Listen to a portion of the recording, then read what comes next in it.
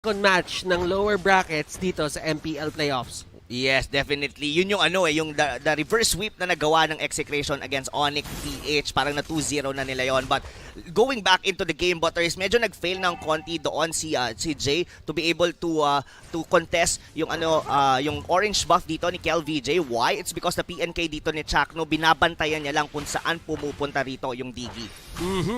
And as you can see, sila Kyrie and si Jay, hinahabol lang siya ni Renjo and gusto niya kunin yung kill. And it seems to me na hindi feeding Digi strategy ang ginagawa nila. Literal na ginozone out nila na maayos at maayos ang paggamit nila ng Digi. Pero nakikita mo sila KelVJ, nangaagaw talaga ng buff. Ayaw nila magbigay. Napaka-aggressive ng play na ginagawa and Aegis was even used to save himself. So, napakalaki na ng implication sa akin na hindi talaga feeding Digi strategy ang gagawin ni Kuya Jay. Exactly. And even on the emblem, pwede mong pansinin, it's already on the pull yourself together. Most of the time, the feeding Digis are actually using Mage Emblem to amplify the damage ng alarm bots. And like you've mentioned, medyo nagkaroon ng slight na lamang dito sa rotation dito ang Execration since na-cancel nila yung purple buff dito ng ONIC-PH. And still, hindi nagkaroon ng counter-invade dito ang ONIC dahil nakuha din ni KelVJ yung kanilang purple buff.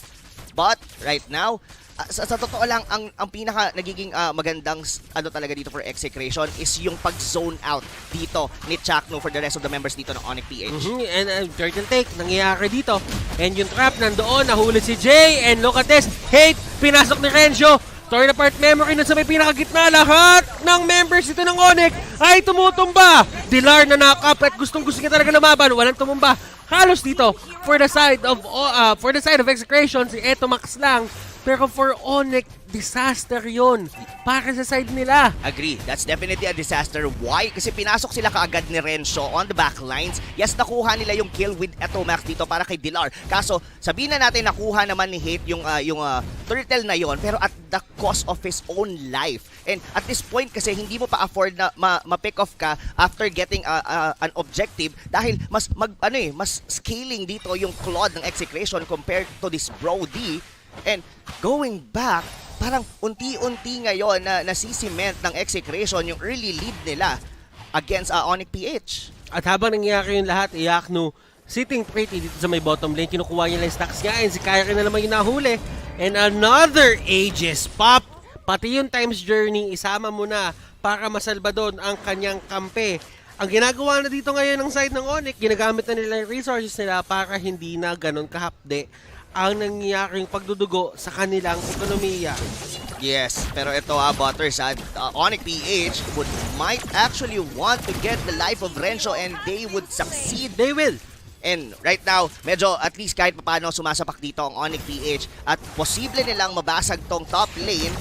But, well, KelVJ is here. Wala siyang actually has a blazing duet. So, kailangan mag-ingat dito ng ONIC-PH. So, right now, kumbaga yung ONIC, they're leaning towards into turret pushes And they are capable on doing that. Dahil, itong si Kyrie, anytime, pwede siyang sumanib agad-agad dito kay Hate. Kung napapasin mo dito, Rob, yung ginagawa naman ng ONIC ngayon, talagang pinipilit nila puwersahin yung mga energy shields. Alam nila na kailangan nila yon para pumantay yung kanilang gold, nandito sa taas, na kailangan nila pantayin yan at kailangan nila makuha yung lead. Hindi nila pinapatagal yung bleeding Kumbaga, kailangan mong lutusin agad to using other places dun sa may mapa or objectives dun sa may mapa para kahit papano hindi ka nagkakaroon ng head-on collision sa side ng Execration. Kasi ang ganda ng T5 capability nitong apat. Sama mo pa si KelVJ na dire-diretso lang nagpa-farm hanggang ngayon. Definitely. Dire-diretso talaga yung farm. But nakuha naman dito nung Claude yung turtle pero hindi pa umihinto yung laban Butters as Etomax will fall. At andun na nga yung pacing na hinahanap ng ONIC. Kumukuha lang sila ng kills. Ginamit ni Dilar yung kanyang ultimate. Nakahatak siya ng isa.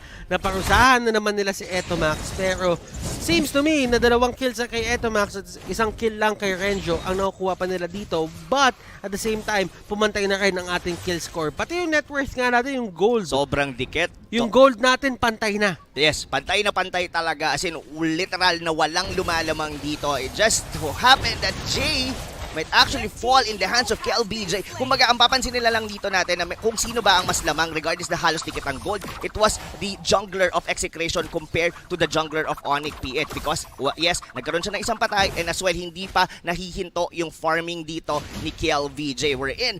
This Claude will be the key for the output ng damage nila, specifically going into late game. At kailangan lang tuloy-tuloy yun to ng Execration.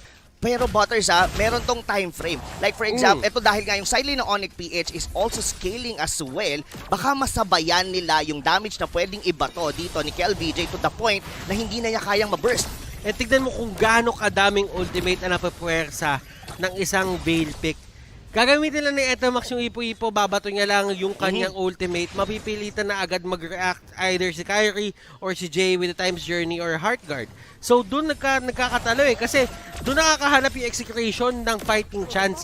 Kung kailan sila dapat lumaban, alam nila ngayon na walang Heartguard si Kyrie. So nakikita mo yung rotation nila. Kahit si Renjo papunta na din sa gitna. Mas mas nagiging aggressive yung Execration whenever they see na walang ultimate dito yung Angela. And another turtle will spawn in the next 5. So actually, pantay pa lang naman sila kung sino yung sa nakakuha ng turtle. Pero in terms of formation dito, sa may mismong turtle pit, mas lamang ang ONIC-PH. But it looks like Execration would want to contest this one. And Jack, no, nahatak sila dito ang dalawa ni Koopa.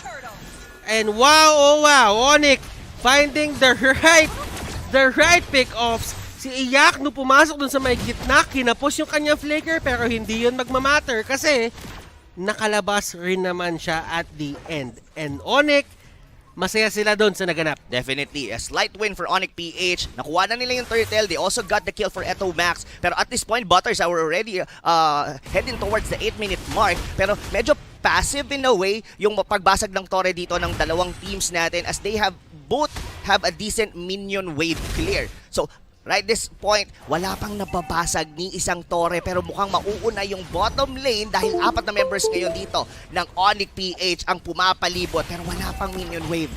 And that is because they really just want to control yung jungle dito sa may baba. Alam nila na kailangan talaga nila lumaban because yung Execration, nasa side nila yung oras Pag mas matagal yung game, mas nagiging maganda yung galawan para sa kanila. And Dilar, humatak and kinuha niya lang yung lifesteal. Yes, sumanib sa kanya si Kyrie and enough na yon para mabuhay siya and be able to sustain the damage output na gustong ibato sa kanya ng Execration. And this would definitely happen going into late game. Parang pwede mong sabihin na yung magiging main tank ng ONIC-PH dito would be Dilar. And Dilar is really just reliable.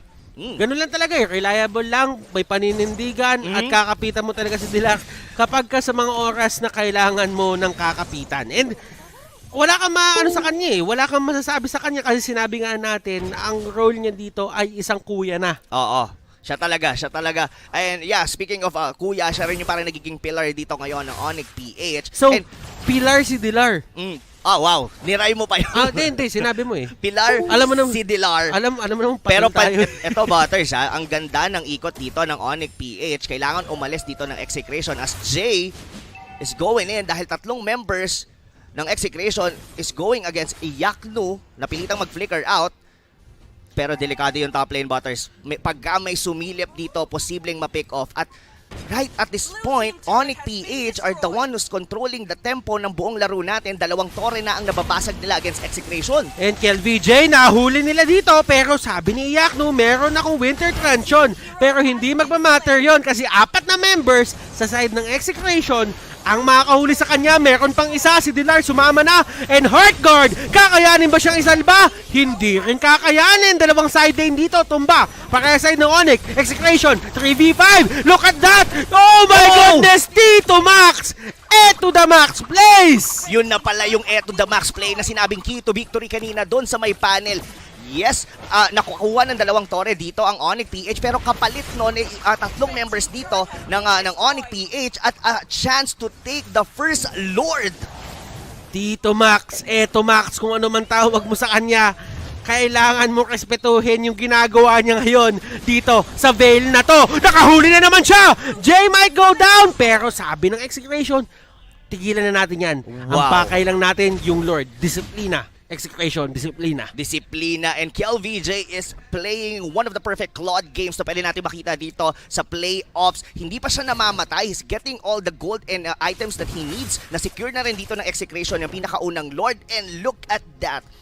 Look at that win rate percentage. 60% is going for Execration. So, meaning to say, Butters, they are on the point na na-out-damage nila dito ang sustained capability ng ONIC-PH. But remember, merong trend ngayon ng ONIC na kapag ka-late game yung nagaganap, mas naging successful sila. Si Chakno na hot-hack. Pero hindi kakayanin as he has flicker at makakatakas lang din siya.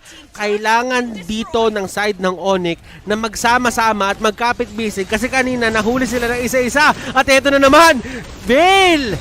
Nahuli na naman sila, pero si Chakno doon sa may likod, si Etomax doon sa likod, abutin niya, pero nandun si Renjo para ipagtanggol. Hindi ka natalo, ikaw ay natuto. Sabi yun ni Manny Pacquiao. Yes, totoo yan. Tignan natin kung talaga bang natuto doon yung ONIC-PH. Hindi si Manny yan eh.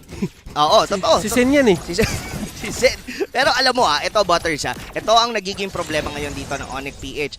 Yung Brody nila hindi makakuha ng isang direct, or rather makaburst down ng any of the members dito ng Execration. And grabe yung damage output. Hindi talaga kinakaya. At Chango doon with a meteor shower. At ito na, isama mo na yung Blazing Duet at hindi pipilit ni Kiel. Grabe yung pagiging disiplinado ng Execration dito ha. Oo, I mean, nag-Blazing Duet halos paalis doon si KLVJ. Nakuha naman nila yung kailangan nila. They got Dilar as well. Yes, naging trade doon si Renjo, pero naubos nila lahat ng mga outer turrets dito ng ONIC-PH. And at this point, wala pa tayo doon sa part na sobrang nag-scale na yung dalawang side lane dito ng ONIC, and we all know that KLVJ getting all the items, kayang-kaya, even just simply a Blazing Duet, kaya niya nang tunawin dito yung mga side lane ng ONIC-PH. Look at that, he already has a DHS, Golden Staff at Brute Force Plate. Pwede na siya, confident nang pumasok dito si The King, even on the backlines dito ng ONIC-PH. So for the side of ONIC, ano ba ang kailangan nilang gawin? Key to victory na binigay sa kanila ng panel, elongate the match. Patagalin. Kailangan nila patagalin yung match ngayon kasi automatically nakikita mo na Execration talagang laban-laban na sila. And Execration milestones, yung ONIC din may milestone kanina, ang dami nilang milestone. Ang dami nilang sana all na-break ng mga records dito for our MPL. Pero Butters, hindi pa rin natin pwedeng i-out dito ang side ng ONIC-PH dahil nakapag-build na ng antique carriers dito si Ruby, wherein kaya niyang i-tank ng bahagya dito yung damage output ni KLVJ. Kung titignan mo yung gold, this is what? Roughly 3,000 in lead regardless na nagkabasag-basag na yung kanilang mga tore. So yeah, elongate. The question is, tatagal pa ba sila as Execration is doing a great job in terms of getting all the resources. Kung papansinin mo nga si Renzo sa may top lane, fini-freeze niya na yon dahil ayaw niya nang magkaroon pa ng gold, ng items ang mga members dito ng ONIC. This is the way to go. Kumbaga, yun na nga lang yung inaasahan nila, yung pagpasok ng mga minions para makakuha sila ng gold. Babawasan mo pa yung isang lane na hindi siya makaabot doon sa side na yon. That is a huge blow to the economy na meron dito yung side ng ONIC. Pero sabi nila, Kellera, sige lang, eto Max, kontrolin mo lang sila. Ang gagawin natin, pagka-ultimate nyo, o pagka-ultimate mo, babato ako meteor shower. Tignan natin kung makakapag-burst down tayo ng isang tao. Pero alam mo, sabi ni Iakno, sige, tapos na ako dito. Kaya ko nang lumabas. Kaya ko na mag-isa. Yes, kayang-kaya. Kung iisipin mo nga, tatlong members ng ONIC, ay rather ng Execration lang yung tumapat doon sa may ONIC kasi nakahiwalay si Renzo. Even KLVJ wasn't on the vicinity. Pwede lang naman siya mag-BMI. Pero, wow! This is it. They are going for Iakno as their probably a main damage dealer going into their backline. Sa kanya na ngayon binibigay yung purple buff dito ng ONIC-PH at sinisimulan na Butters dito ng Execration. Kinakalampag na nila itong level 2 Lord. Kinakalampag na nila indeed, and right now, look at this, si Dilar nagkahulihan. Execration masyado mabilis, yung potential talaga nila mag-Lord. And Etomax, nahuli na sa likod. Flicker out, Keller out, flicker out. Etomax and Renjo, nandun sa may pinakakapan. Sinasapak lahat. Bobolin ko pa will go down, pero sabi ni Renjo, hindi pa ako tapos. Hate will be the next target. Tutumba siya. Nandun sa may pinaka harap naman, si Kyrie at si Iakno. Etomax with the catch. Tito Max plays. What are you guys doing? Grabe naman yung side na Execration dito. And Iakno, buhay pa rin. KLVJ with the damage at Renjo, KLVJ connection. Sabay pumasok, ladies and gentlemen, ng Execration. And right now, they are just putting up a show. definitely putting up a show na force agad yung time's journey doon ni Jay just by simply with the knockups dito na manggagaling from the Pakito. So pinasok sa likod nila Iyakno and ni Kyrie yung mga squishy members dito na Execration, but Tito Max or Eto Max, he was kiting all along, just putting out all the tornadoes. And mind you, Butters, hindi pa nasasagot ng ONIC-PH dito yung Lord na nasecure ng Execration. And tignan mo yung gamit ni Eto Max dito, may fleeting time siya. Yung Lord nandoon sa may baba. Talagang lahat ng lanes covered ng side ng EXE. ONIC, sila yung nagkakaproblema kasi hindi nila masolusyonan etong backline, yung backline problem with the side of Execration. Chang Ovale, ang sakit niyan. Sobrang sakit talaga. And I like the itemization dito na ginawa ni Eto Max. Nagpalit siya ng boots, nag-rapid siya dahil alam niya na siya yung isa sa mga pinapasok dito ng ONIC-PH. He would want to kite everyone para sa side dito ng ONIC, pero it's look like Dilar, gusto na nilang lumabas. Ayaw na nilang maghintay pa ng dilubyo na binabato sa kanila dito ng Execration. 2 base turrets na ang nawawala para dito sa ONIC. It's time for them to make something on this game or else hihintayin lang ng Execration na mag-respawn ng susunod na Lord and probably finish the game from there.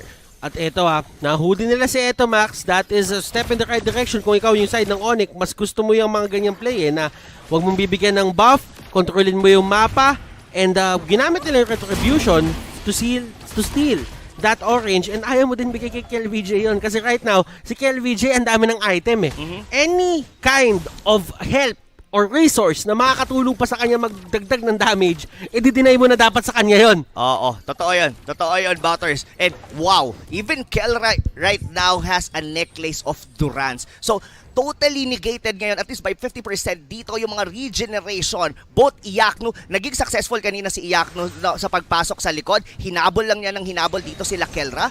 Pero right at this point, Butters, Execration, they are the one commanding this game. And Dilar nasa gitna na nila. And Dilar nakahuli ng 4! Iyakno, ladies and gentlemen, going in! Renjo takes him down! At eto, takbuhan na KLBJ, ginamit yung BMI. At si Renjo, lalaban pa ba? Grabe yung mga initiation na ginagawa nila sa isa't isa, para nagbabatuhan sila ng sapak. Oo, and it's time. It's a 2-for-1 exchange. ONIC-PH gets a good trade and they would want to force this one, Butters. Walang blazing duet ngayon dito. Si KLVJ, muntikan pa doon si Dilar. Buti na lang saktong-saktong sumanib doon si Kyrie. And look at this, ladies and gentlemen. This instant replay is brought to you by Oppo A94. ito yung makikita mo, yung pagsanib mismo ni Kyrie dito kay Dilar, kung paano nila sinustain. Nakuha nila dito si Chakno, sama pa dito si Kelra, pero masyadong napalalim si Iyakno, na knock up siya ni Renzo under the turret at nakakuha sila ng trade. Pero at that point, napapansin mo, ONIC-PH, they have this capability na sumabay pa rin naman against Execration in terms of gold. Kahit hindi na natin masyadong pansinin, that's only a 2,000 in difference. Ang pinakamahalagang tignan natin ngayon, mga kaibigan, is sino ba ang makakapag-secure ng susunod na Lord. For the past 2 Lords, it's all about Execration. Will ONIC-PH make a difference sa pangatlo? They have to. Kailangan nila i-contest to ngayon. Kailangan nila makuha to ngayon. Bukas na ang kanilang base. Hindi nila afford na merong isang Lord na pumapasok doon sa may gitna at bubungguin yung kanilang base turret. Yes, kung papansinin mo, Butters, kinakalampag lang, sinusubukan lang dito ng ni KLVJ na kung magko-contest dito yung ONIC-PH, probably go for the heroes itself. Ngayon, gamit na yung time's journey, Chakno, delikado. And alam ni Chakno na talagang siya yung magiging pinakamadaling target para kay Dilar. The only reason why kaya nandun pa rin siya sa harapan is to avoid na mahuli yung ibang teammates nga ng ultimate ni Dilar. Exactly, pero at this point, Butters, it looks like ONIC-PH might actually take the Lord, pero tinitignan pa rin to ng Execration. 5v4 ang laban. Will Execration get this one? At dikit-dikit pa rin sila. Heart guard doon para nasa mga taong nasa harapan. Brody, dito talagang ina-assist lang nila.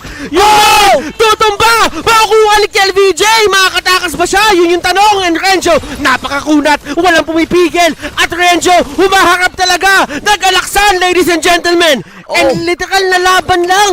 Literal na literal yung laban doon. Pero will that be enough? Yes, na-secure dito ng Execration yung Lord. Pero at what extent? 3 members nila yung nawala doon, or 2 dahil nauna doon si Chakno. Pero well, at least for ONIC-PH, this would definitely give them a breather room para kahit papano makapagdepensa sila dito sa Lord na paparating. And yes, in terms of itemization natin dito, look at that. That Brody, nag-full build na siya ng damage. Kaya nakakapag-burst down na siya. And even Dilar is being able to sustain members dito ng Execration. And yung Lord, ito na ngayon ang nagiging focus ng ONIC PH. Kayang-kaya nilang depensahan to. Magre-respond na ngayon dito yung mga members dito ng Execration. And I think, Butters, we are going back to square one. We are going back to square one indeed. Pero Execration, hindi na square one to for them eh. Ito na yung final step. Kumbaga, depends na ng thesis to. Ito na yung kailangan nilang patunayan. Kailangan na lang nila pumasa kay prop. Yung prop na yon, yung base. Kailangan na lang nila malagpasan pero si Hate ang naging target at si Hate ang tutumba. And saan nyo kukunin yung main damage output nyo? Iyak nyo na lang dito. Siya na lang yung inaasahan. And this might be it. Execration. Nagmamarcha na sila. Ito na ata ang graduation. Nakapagdepensa na ata ng thesis. That might cost them the game, Butters, kasi wala pang times journey doon si Jay. Hindi na kayang cancelin yung mga crowd control na pwedeng ibato doon ni Renzo. And wow, just by picking off yung Brody na yon, gave Execration the first win para dito sa Best of 5 series against ONIC PH. This winning moment is brought to you by Oppo A94 and eto Max. E to the max plays. Key to victory natin yan and nagpakita yan dito sa game number 1.